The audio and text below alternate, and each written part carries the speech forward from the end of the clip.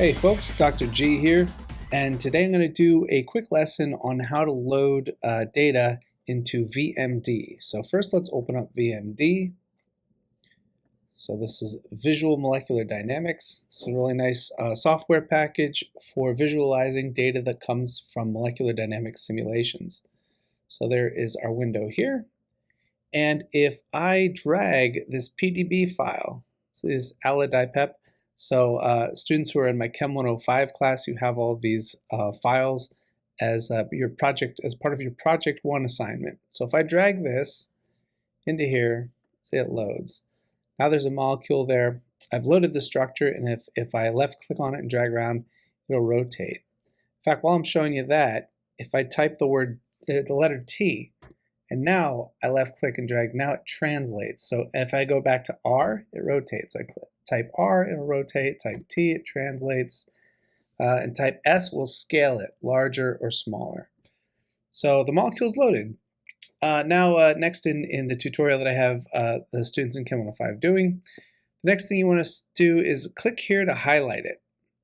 So it's an important thing. Something you have to be careful with VMD is they always highlight the thing that you're operating on, because sometimes if you click off of it, it won't be highlighted, and then you try to do something and that option won't be available to you. So I click it, so it's highlighted in green, and now I'm going to right click it, or I'm on a touchpad, so I'll click it with 2 fingers and click load data into molecule.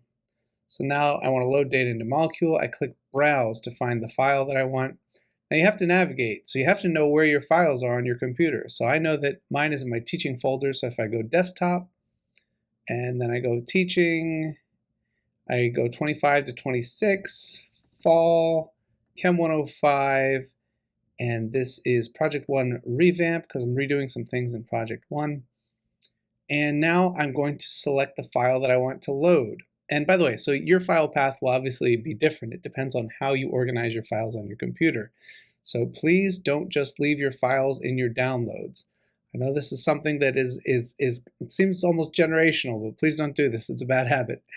Okay, so then I'm going to click on maintraj.dcd. So this is a trajectory file. This is a type of file that's produced by molecular dynamics simulations. This one came from a NAMD simulation. Actually, this might have been a CHARM simulation if I recall correctly. But DCD files store the positions as the molecules are moving around in a molecular dynamics simulation. So far we only have a static structure loaded. I could move it around to look at it from different angles, but the molecule itself is not jiggling around at all.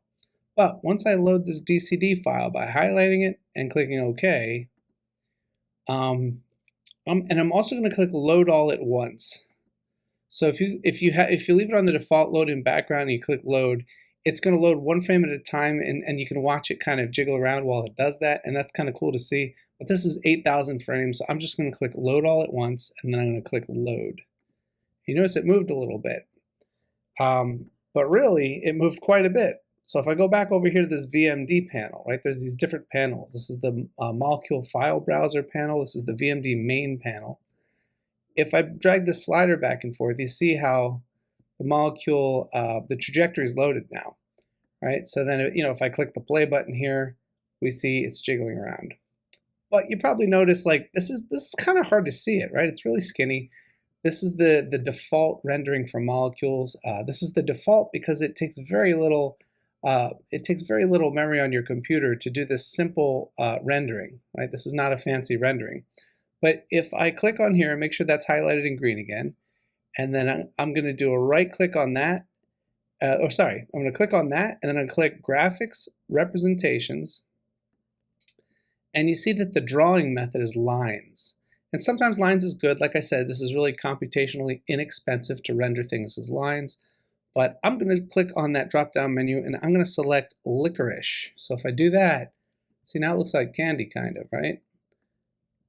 I think it looks kind of like Good and Plenty candies, which happen to be licorice. It's like a candy-coated licorice. I think it's because of Good and Plenty's. I don't know if that's true or not, but that's always been my theory of why they call this licorice. But it does look like candy kind of. And now if we go back here and we play the animation, now you can really see what's going on a lot better, right? It's jiggling around all over the place. Okay, so now we have the data loaded. While we're at it, let's change the coloring of it. So again, if I click off this, see how nothing's highlighted? I have to click on it, it's green, right? Now you can use it.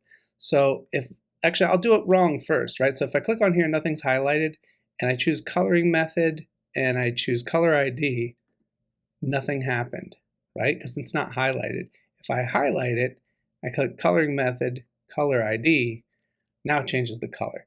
And so color ID allows you to just sort of assign whatever color you want, right? You can assign colors by what element they are. Oh, there's so many different ways to assign colors, and it's very helpful for visualizing it. But for the purpose of this exercise, we're just going to color the entire thing something. So there's cyan, right? Cyan's exactly half green and half blue. Here's purple. So there's lots of colors you could choose from, and students in my class, you've been assigned a color. So make sure you use the correct color for your name. And I like green, so I'm going to select green for me. So there's green. Yeah, it looks great. So then, if you click play right here, you can get the video. So part of the assignment, students in my class, I want you to just make a quick video of the molecule moving around. So I'm on a Mac, so I would use the QuickTime player, but I'm currently using the QuickTime screen recorder to record this video, so I can't open a new instance of doing that. But there's plenty of tutorials for how to do a screen capture video. So that's how you get the trajectory for the molecule loaded and visualized.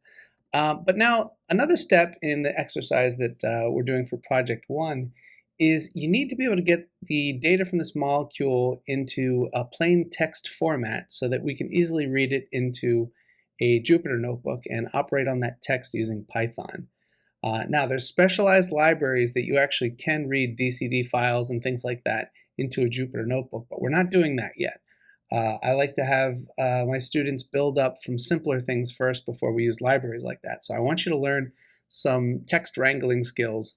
So I want to convert this trajectory into a PDB file so that I can just load it as plain text. So the next thing we're going to do, if I go back to the VMD main panel, and again, make sure that this is highlighted. So I click on that once to highlight it, and then I click File,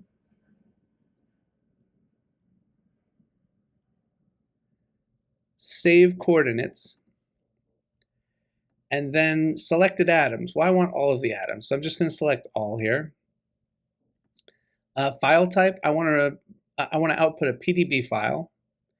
And notice this first, last, and stride. What this means is the frames I'm going to save, right? So think about this like an animator, right? If you have frames in an animated movie, that's what this is, right? These pass by and you can see things moving.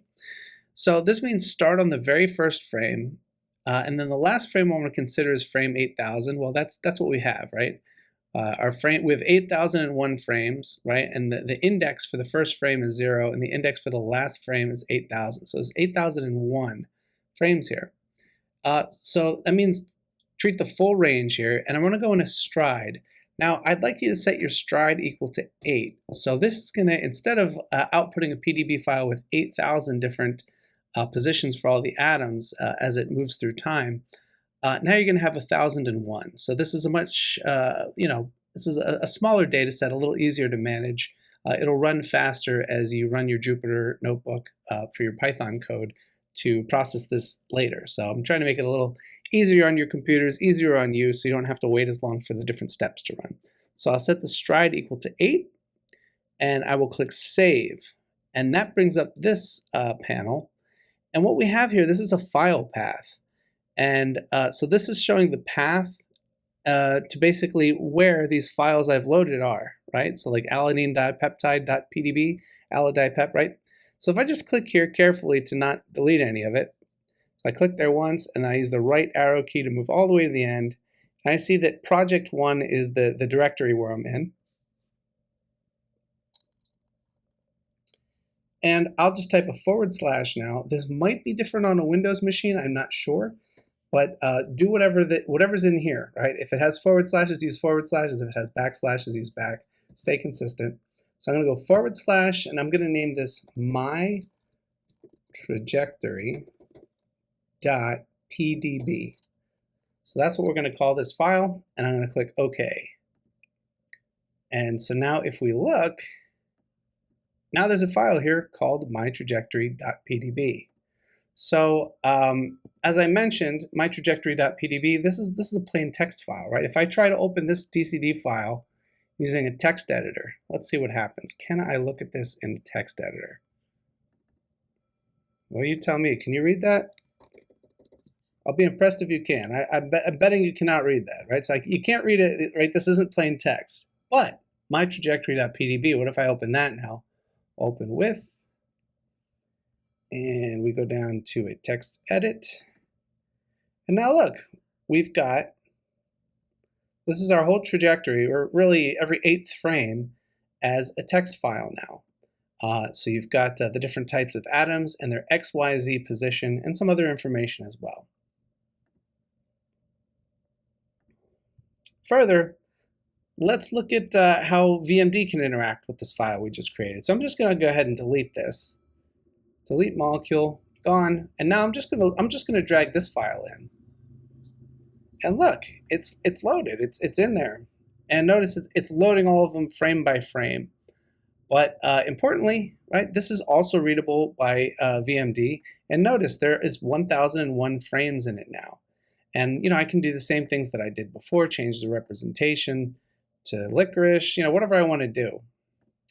So that's it. All right, so hopefully this is helpful to my Chem 105 students, and hopefully it's helpful to other people as well. Take care, everybody, and I'll see you in the next one.